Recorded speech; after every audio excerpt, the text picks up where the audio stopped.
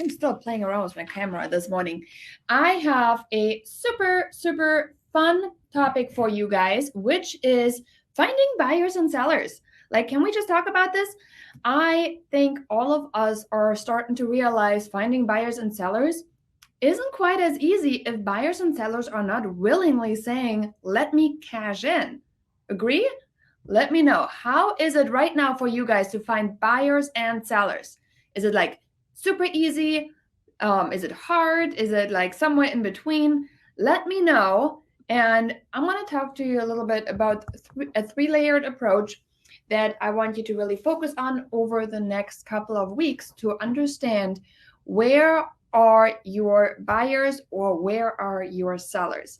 So good morning, everybody. Welcome inside the Hyperlocal Real Estate Agent Facebook group, in which every Monday we go live on a Monday Momentum episode. And the goal is to bring you forward. Okay, so let's dive in. I want to make sure we're talking about all these layers that you have.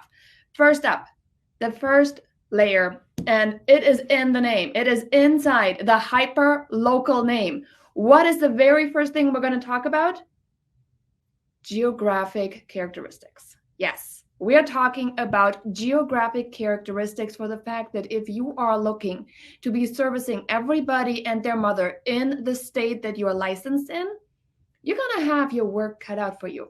So first things first, geographic location. You guys, we are not a Fortune 500 company that is able to spend thousands, millions, bazillions on dollars. I was just reading one of my books this weekend, and it talked about the Goodyear blimp.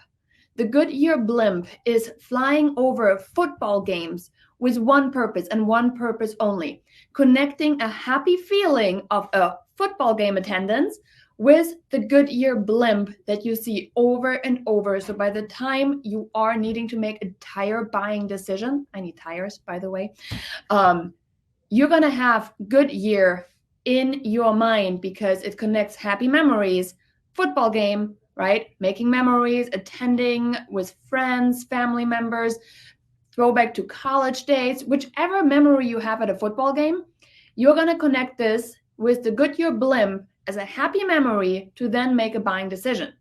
Crazy, right? But this is the marketing that they do that works for them because they have the funds to get a blimp up there in the air.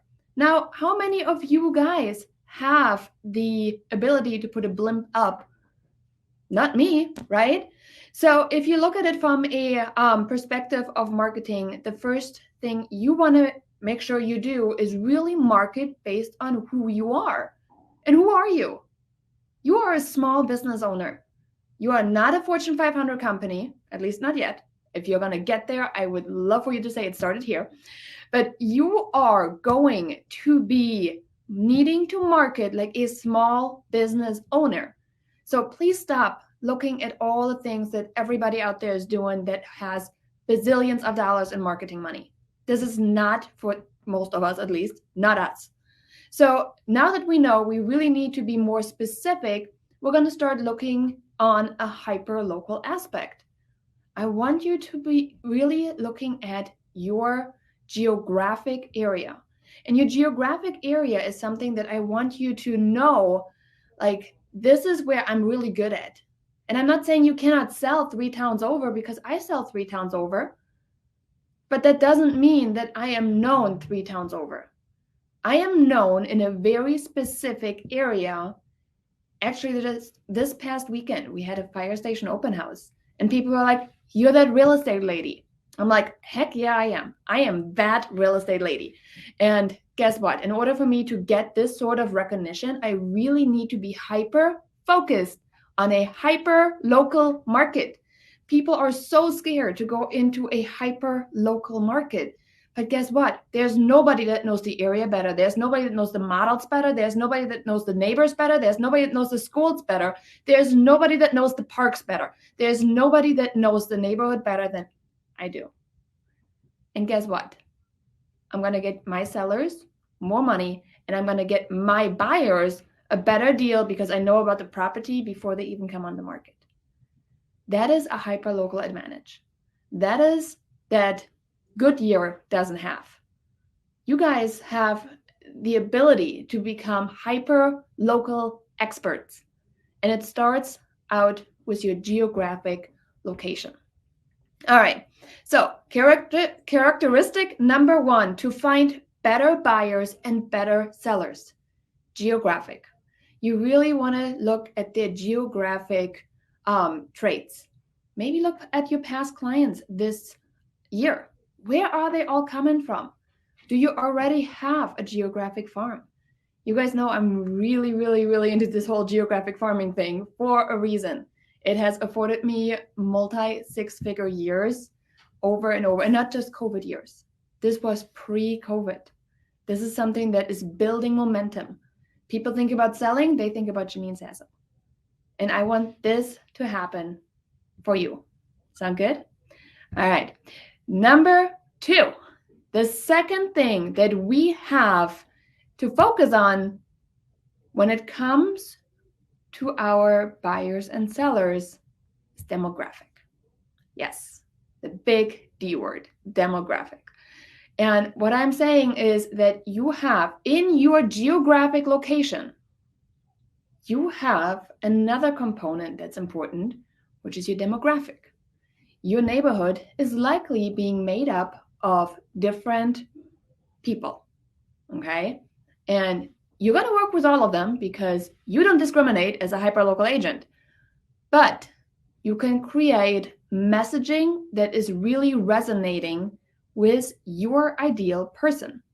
And remember, number 1 and number 2 are super important. But number 3, I want to bring to you in a minute. And that one is the knock it all out of the park one. But let's focus on number 2 first. The demographic. What's the age? Yes, we're talking about age. And no, we're not discriminating against age. Okay? We want to make sure that you actually have an understanding. Are my people first-time home buyers in their 30s? Or are they, home sellers that have sold 3 houses before, have been in their long-time home now for the last 20 years, raised their children there, and they're probably in their 60s and 70s. You need to understand, where are your buyers or sellers at? Look back at what you have closed. Have you predominantly worked with younger people? Have you predominantly worked with older people? You really need to evaluate your business as a small business owner from that standpoint. Remember, you are not Goodyear. You do not have a blimp flying about, okay? We don't have that. So let's look at your business. Where is it coming from? And if you're not quite sure, or you just don't feel like, you know what, I've been all over the place. I had an 18-year-old buyer and an 85-year-old grandmother. Okay, which one did you enjoy the most? Let's start there. Who did you enjoy working with the most? And now, if you're thinking like, well, I really enjoyed that, but I don't know if this is a smart business decision. Okay, now let's turn to the predictions from NAR. What is NAR saying that we're going to see a lot of? Maybe you want to make these people your people.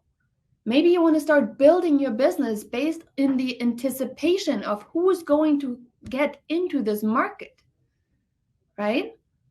So pay attention to these reports. There's a lot of good stuff out there that you can leverage and build a strategic business. So I want to make sure that you guys have these reports in the back of your mind if you don't have an ideal person. I can tell you, for me, my ideal person is somebody that has raised their children in the house. They are now ready for their next adventure. That might be in a retirement community, that might be out of state, a lot of them out of state actually. But they're ready and they're looking to take on the emotional journey from selling this long-term home where they brought oftentimes their babies home. They've seen graduation. They've made happy memories with their friends. Those are my people that are currently selling. And this is the people that I speak to in my marketing message. How can I help you? I'm here to make it easier. I'm going to guide you through step by step.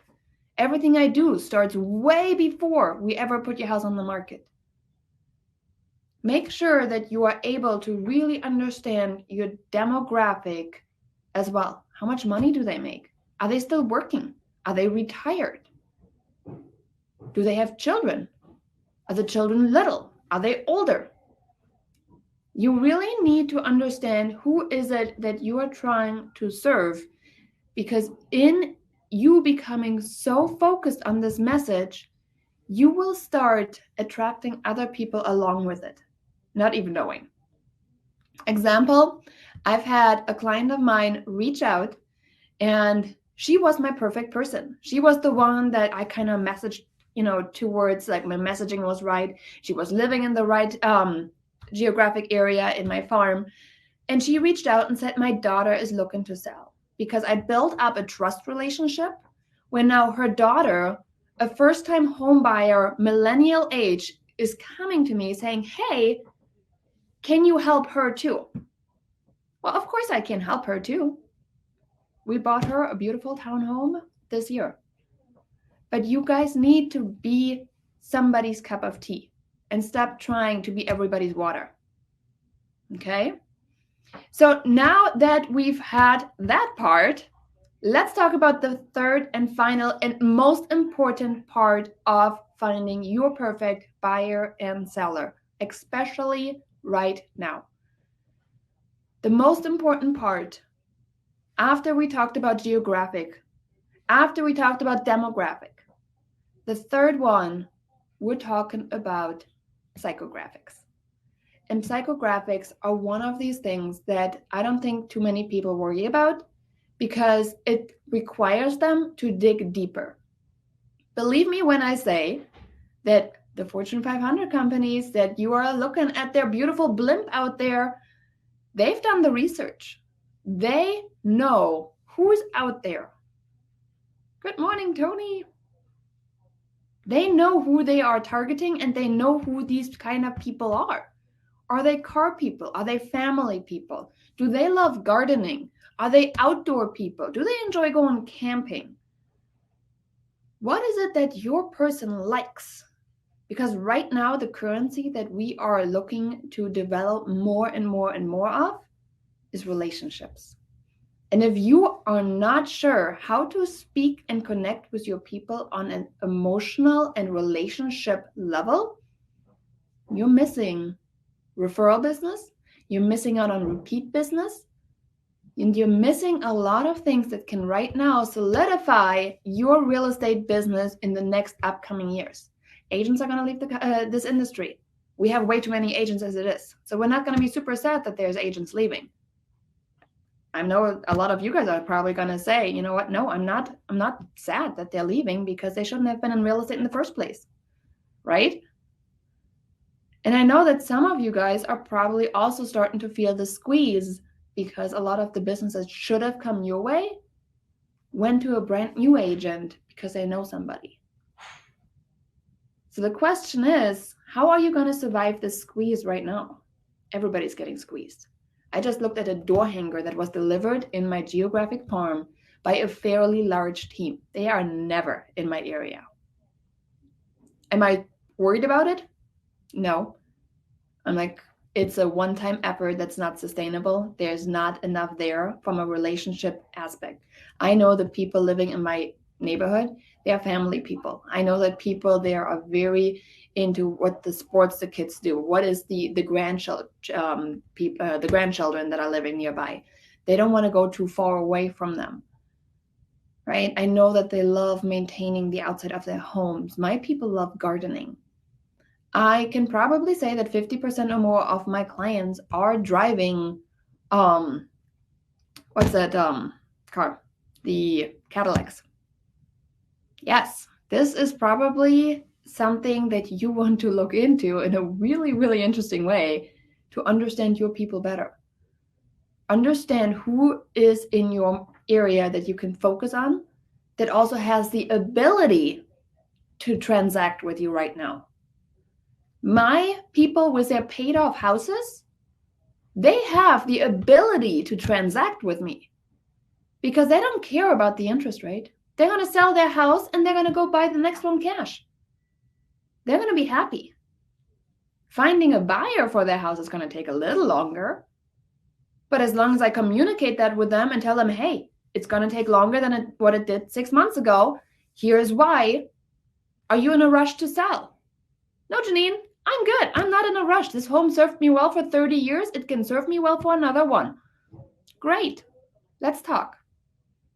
Where is it that you want to go? Oh, I would love to be there. I've been keeping my eyes out. Great. Let's keep our eyes out there together. Understanding your ideal person is so important.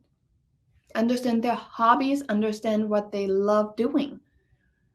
And once you do, and you put all three things together, finding your ideal buyer and seller should become easy. We're not going to start, throwing any spaghetti on the wall saying like, hey, hopefully somebody is going to come to us. We know exactly what to do in order to get leads. And then when it's time to grow. I know exactly my ideal seller. Right now, I'm going to go on a mission in my geographic farm to find myself that move up buyer, the buyer that bought into it and is saying it's time for me to go to the next level, right? Sell my townhome in the neighborhood and maybe find a house. Well, who are those people? Those people did not raise their children for the last 20 years in the houses and now have endless amount of equity. Those people are a lot younger. Those people are a lot busier and they don't want to be inconvenienced.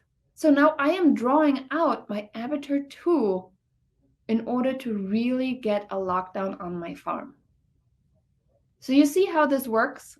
Do you see how you can start drilling deeper and deeper and deeper? And in order for you to really do this step by step by step, I have something that I would love to introduce you to. It is our Ideal Client Workshop.